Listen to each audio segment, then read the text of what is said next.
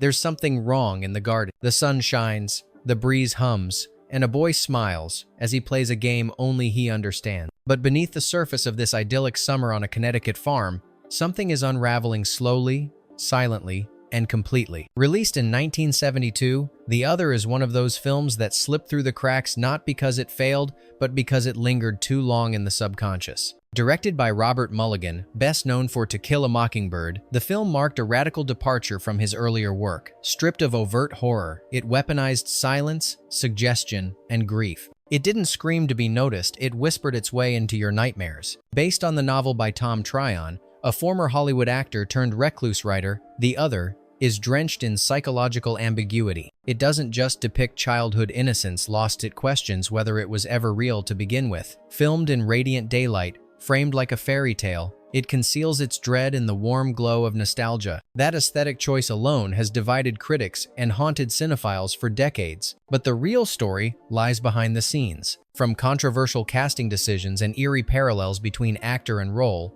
to cut scenes deemed too disturbing for minors, The Other hides more than it reveals. And the deeper you dig, the more the film seems to resist explanation, like a memory you can't quite trust. These are 20 weird facts you didn't know about. The Other, 1972. But before we begin, ask yourself, did you really see what you think you saw? Or just what you wanted to believe? Fact Hasson. The director didn't want you to know it was a horror film. Robert Mulligan insisted on one rule during production: never refer to The Other as a horror movie. To Mulligan, horror was a marketing label, cheap, vulgar, and misleading. He believed The Other was something else entirely, a meditation on loss, identity, and childhood disintegration. That belief shaped everything from how the actors were coached to how scenes were blocked. He discouraged dramatic music cues and banned artificial lighting during daytime shoots, demanding that everything feel natural, even when it wasn't. Behind closed doors, however, 20th Century Fox was growing increasingly anxious. They wanted a marketable film, something that could ride the wave of post-Exorcist hysteria. But The Other was the opposite of sensational. It was quiet, ambiguous, lethal in silence. That friction led to a subtle sabotage. Trailers were cut to emphasize suspense. Posters hinted at supernatural horror. Even the tagline, "Please don't reveal the secret of The Other," suggested a twist ending that Mulligan never intended to spotlight. In the end, the film failed to find its audience because neither side could agree on what it was. And maybe that was the point. Sometimes, the scariest stories are the ones that refuse to fit a genre. Fact #2. The twin actors never acted again for a reason. Chris and Martin Udvarnoky, the twin boys who played Niles and Holland Perry, had no prior acting experience. They were discovered at a New Jersey school after casting agents failed to find the right kind of innocence in Hollywood. Director Robert Mulligan wanted authenticity over polish. The boys were trained intensively for 6 weeks in how to behave naturally in front of a camera, but were never told the full plot of the film. They didn't know what was real, what was imagined, or even who was alive in certain scenes. Mulligan kept them emotionally isolated to preserve their rawness. The result? A pair of performances so eerily believable, critics praised them as too natural to be acting. But behind the praise was something darker. After filming wrapped, both boys faded into anonymity. Martin pursued medicine. Chris became a paramedic. Neither returned to Hollywood. Why? According to interviews years later, the experience had left them emotionally scrambled. The psychological themes of identity, loss, and grief had seeped into their real lives. One of them even claimed he didn't feel like himself for months after shooting ended. It wasn't just a role, it was a haunting that wore their faces. Fact #3. A real tragedy happened during filming but was covered up. Somewhere between scene 23 and scene 26, a tragedy occurred on set that almost derailed the entire production. While filming a quiet moment involving the twins in a barn, a crew member suffered a severe fall from scaffolding. It wasn't part of a stunt. It wasn't even a complex shot, just a routine camera angle adjustment until the rig gave way. The man's injuries were serious, but the studio moved swiftly to hush it up. Insurance was paid, NDAs were signed. What made the incident eerie wasn't just its timing, it was the fact that the barn scene involved a character falling to their death in near silence. According to whispers from the crew, the twin actors didn't react when the fall happened. They stayed in character, motionless. Mulligan reportedly refused to cut the take, later calling it one of the most authentic reactions I've ever seen. To this day, there's no official record of the injury in production notes. Just an unexplained gap in the call sheets. and a shadow that falls exactly where the camera never looked again. Fact hash 4. The author hated Hollywood, but wrote this screenplay himself. Tom Tryon wasn't just the author of The Other, he was also its screenwriter, and that's where the irony begins. Before turning to literature, Tryon had been a Hollywood actor, best known for roles in B-movies and television westerns, but he loathed the industry. After a humiliating experience working with Otto Preminger, who publicly berated him, Tryon quit acting and swore never to return to the business. So why did he write the screenplay? Because The Other was personal. Not just fiction, but therapy. Tryon channeled his own childhood traumas into the novel and refused to let another screenwriter misinterpret his truth. He insisted on adapting it himself, but his relationship with director Robert Mulligan quickly soured. Mulligan altered key scenes. He downplayed the supernatural angle. He changed the tone. Tryon was livid. After the film's release, he distanced himself completely from the project, calling it a diluted version of a very specific nightmare. He never again allowed another one of his books to be adapted. It's rare for a writer to walk away from Hollywood willingly. It's even rarer to watch him vanish into the shadows of a story that came from his own scars. Fact hash 5. A deleted scene involved a coffin and a mirror. Among the many scenes cut from The Other before release, one stands out for its sheer psychological brutality. In the original script, there's a moment where Niles is caught staring into a mirror while holding a miniature coffin. The coffin belonged to a magician's trick box, but the way the scene was shot with Niles speaking to his own reflection blurred the line between play and obsession. The studio demanded it be removed. Executives argued that the scene could trigger morbid fascinations in younger viewers. Others felt it hinted too strongly at necrophilia, a theme Tryon denied but refused to explain. Robert Mulligan reluctantly cut the scene, though he admitted it was the most disturbing thing we shot. No stills have surfaced. The footage is presumed destroyed, but production logs confirm it was filmed. Some say it was removed not because it was offensive, but because it hit too close to the truth about Niles' inner world. What do you see when you stare into your own reflection? Now imagine it stares back from inside a box meant for the dead. Fact hash 6.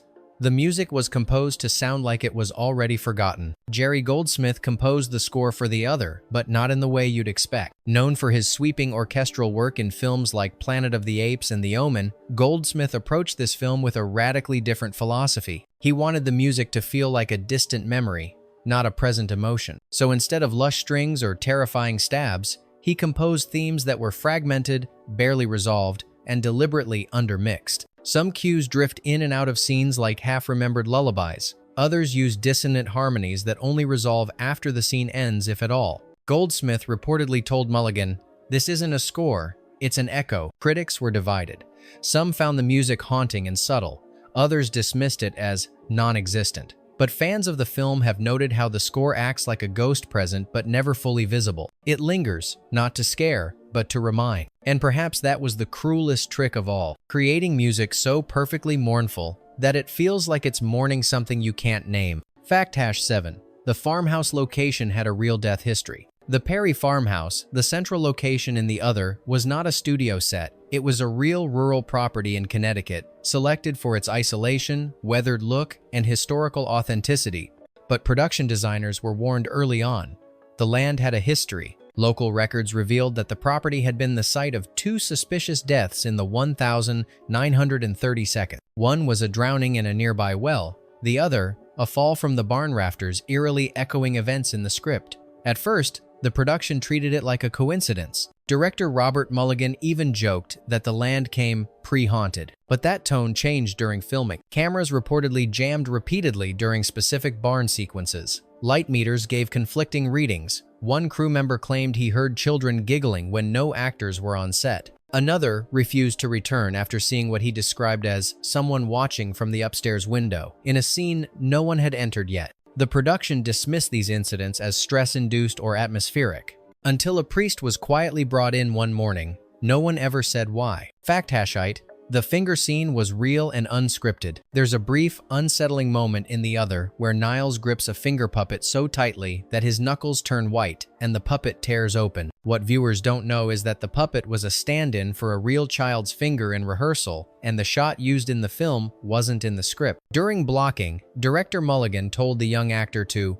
hold the puppet like it's alive. The boy misunderstood and squeezed it with full force, tearing the cloth and nearly slicing his own palm. Mulligan never called cut. The cameras rolled as the actor stared in horror at what he'd done. Later, the footage was reframed and intercut with a different insert to mask the puppet, but the expression on the boy's face was kept. To this day, that moment is praised for its rawness. But it wasn't acting. It was instinct and confusion that couldn't be duplicated. Fact #9. Hitchcock was offered the film first and turned it down. Before Robert Mulligan ever touched the script, the other almost belonged to someone else, Alfred Hitchcock. In early 1971, producer Tom Tryon approached the legendary director with the idea of adapting his novel. Hitchcock was intrigued by the psychological themes, the unreliable narrator, and the potential for tension built from ambiguity. For several weeks, discussions were held behind closed doors, but Hitchcock ultimately declined.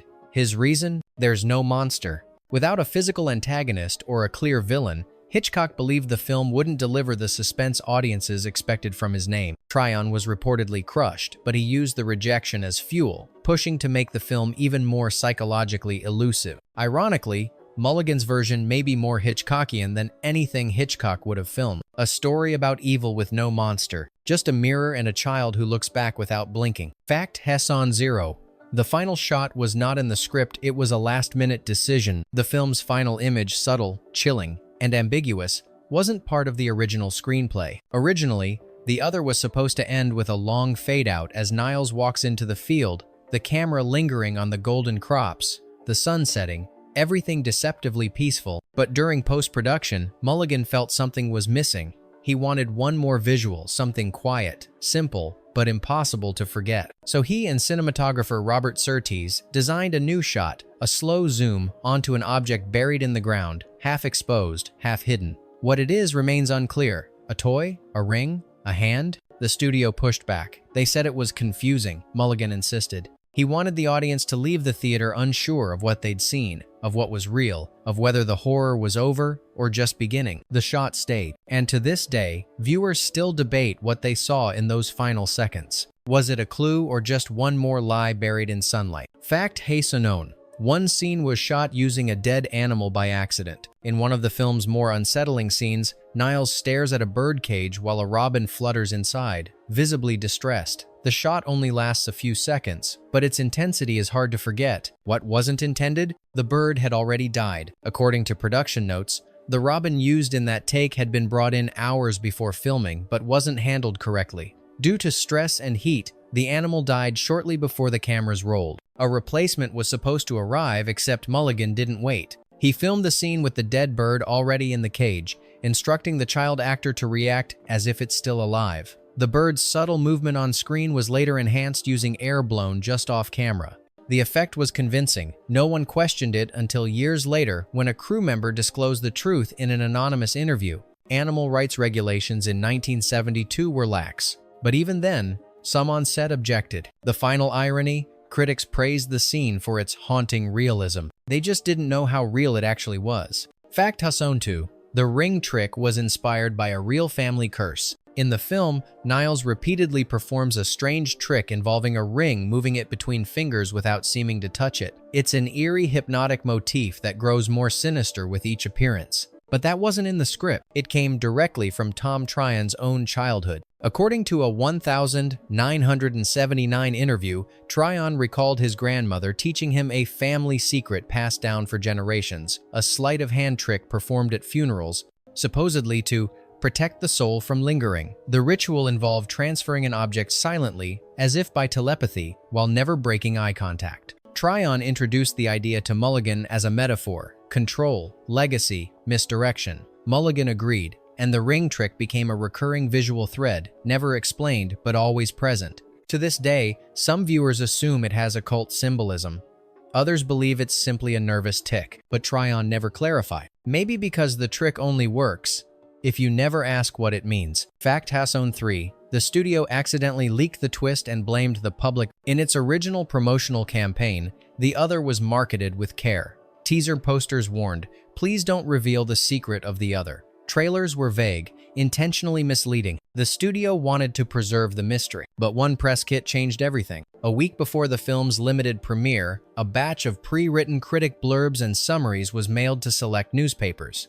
Somehow, an early draft containing a spoiler for the film's core twist, the true nature of Holland, was included. The mistake went unnoticed until reviews began quoting the detail. Fox scrambled to do damage control. They pulled the press kits, threatened legal action, and blamed irresponsible journalists. But internal memos later revealed the leak had originated within their own publicity department. What followed was a strange paradox. Audiences who knew the twist going in were more disturbed than those who didn't. Because they weren't watching for surprises, they were watching for signs they had missed all along. Fact has own 4. The apple scene was so disturbing, test audiences laughed. There's a moment in the other where Niles offers a bruised apple to a family member with a smile that doesn't quite reach his eyes. It's a simple scene. No blood, no screaming, no special effects, just a child and a piece of fruit. But that scene almost got cut. During early test screenings, multiple audience members burst into nervous laughter. One even walked out, reportedly mumbling, "That boy's not right." Studio executives panicked.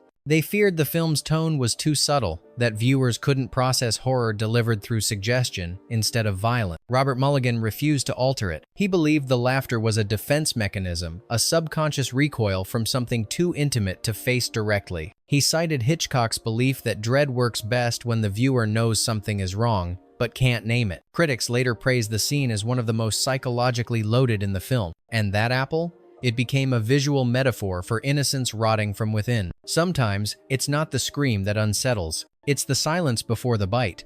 Fact Hasson 5. A child psychologist was hired then fired after one day. Midway through production, the studio, concerned about the emotional toll on the twin actors, brought in a licensed child psychologist. Her job was to monitor Chris and Martin Udvarnoky's mental well-being during filming, especially in scenes involving trauma or identity confusion. She lasted less than 24 hours. According to behind-the-scenes accounts, the psychologist immediately objected to Mulligan's methods. She was disturbed by how little the boys knew about the actual story and the director's insistence on emotional isolation. She described the set as psychologically hazardous, noting that one twin seemed to blur reality during scenes, responding to cues that hadn't been given. Mulligan reportedly told producers, "She's interfering with the process," and she was quietly dismissed the next morning. The production continued. No formal psychological assessments were recorded afterward. Years later, in a rare interview, Martin Udvarnoky reflected, "I didn't understand what I was part of. I only understood that I had to be someone else. And when the movie ended, I wasn't sure who I was supposed to go back to being." Art imitates life. But what happens when the performance never really ends? Fact Hashonex. The book's sequel was too disturbing to publish until years later. Tom Tryon never stopped writing after the other. But what many don't know is that he completed a full sequel, one that delved deeper into Niles's adult psyche, the lingering guilt, and the consequences of memory manipulation. The manuscript was titled The Night of the Moonbow and was written in the mid-1970s. It explored Niles as an adult navigating institutionalization, repressed trauma, and a haunting resurgence of Holland's influence. But early readers, editors, agents, even Tryon's own friends found it unrelentingly bleak. One publisher called it psychologically invasive, claiming that it blurred the line between mental illness and metaphysical possession in ways that felt dangerous. Tryon shelved it. It wasn't until 1985 that the book was finally reworked, toned down, and released under the same title, but as a separate story with changed characters and no direct reference to the other. The original manuscript remains unpublished, its contents known only through excerpt. Why the change? Some say Tryon was afraid of what he'd written. Others suggest the book revealed too much not just about Niles, but about Tryon himself. And if that's true, what kind of darkness needs to be rewritten to stay hidden? Fact Hasson 7. A scene was rewritten after a prop malfunction foreshadowed the plot. In one scene, Niles buries a small object in the garden, a childhood ritual loaded with unspoken weight. The item was originally meant to be a locket, but the antique prop selected for the scene refused to stay closed. No matter how the crew adjusted it, the clasp would pop open between takes. Mulligan, ever sensitive to symbolic meaning, took it as a sign. He called a halt to filming, stared at the malfunctioning prop, and then made a decision on the spot. Let's rewrite it. The locket was replaced with a thimble, a seemingly mundane object with no narrative significance. But by the end of the film, the thimble takes on a haunting presence. It becomes a stand-in for memory, innocence, guilt, and something worse. The original script never explained why Niles chose that item. Neither does the final film, which makes the moment more disturbing. Was it just a broken prop? Or did the object choose itself to be buried? Fact Hasson 8. The editing was designed to create false memories. When critics describe the other as disorienting, they're not imagining it. Editor Fulmar Blankstead, known for his classical Hollywood work, was instructed by Mulligan to intentionally warp time. Some cuts happen 1 second too early, others hold 1 second too long. Establishing shots repeat in subtle variations, and reaction shots are reused from earlier scenes, tricking the viewer's sense of continuity. The effect is subtle but powerful. The audience begins to doubt their memory. Didn't we already see this? Was that smile there before? Why does the sky look different in the same scene? This wasn't sloppiness. It was a calculated psychological strategy. The film wasn't just about identity confusion, it performed it. You don't realize how deep it goes until the final scene, and by then, you're no longer sure what you saw or what you only thought you saw. Fact Hassaninen, the main character's name hides a terrifying linguistic clue. The protagonist's name is Niles Perry, harmless, soft-sounding, almost poetic. But Tryon chose it with surgical intent. Linguists who analyzed the novel and screenplay years later pointed out something chilling. Niles is a homophone for nihil, from the Latin nihilum, meaning nothing. It's also where we get the term nihilism, the rejection of moral principles, of objective truth, of meaning itself. The name Niles isn't just a name, it's a declaration. There's nothing real, nothing fixed, nothing whole. Tryon, a lifelong student of esoteric philosophy, never confirmed the connection. But he was known to keep a copy of Nietzsche's The Birth of Tragedy on his writing desk, bookmarked and underlined. So when Niles smiles at the end of the film, you have to wonder, is he still a boy or just a vessel for something that believes in nothing at all? Fact #20. The only surviving behind-the-scenes reel was found in a church basement. For decades, it was assumed that no behind-the-scenes footage of the other existed. The studio hadn't archived it. No official production diary had been released. Fans and historians believed the film was lost to time, documented only in the final cut and a few surviving interviews. But in 2006, a 16mm film reel was discovered in the basement of a deconsecrated church in upstate New York. It had no label, just a handwritten note, Garden Days. When film preservationists restored it, they found silent B-roll footage of the twins rehearsing, Mulligan directing in the orchard, and a chilling outtake where the camera lingers too long on a tree swing, moving in the wind with no one nearby. How it got there remains a mystery. Was it stored for safekeeping? Was someone trying to erase it? Or was it simply forgotten, left in a place once meant for absolution, now housing fragments of a fiction that still feels too real? Whatever the reason, some ghosts don't haunt people. They haunt film. Bonus fact: the author's ashes were scattered where the final scene was shot. Tom Tryon died in 1991, after a long battle with stomach cancer. By then, the other had become a cult artifact admired by cinephiles, dissected in psychology classes, and whispered about in forums before the internet truly had forum. But Tryon left behind one final request. His ashes were to be scattered in a specific field in Connecticut. Not just any field,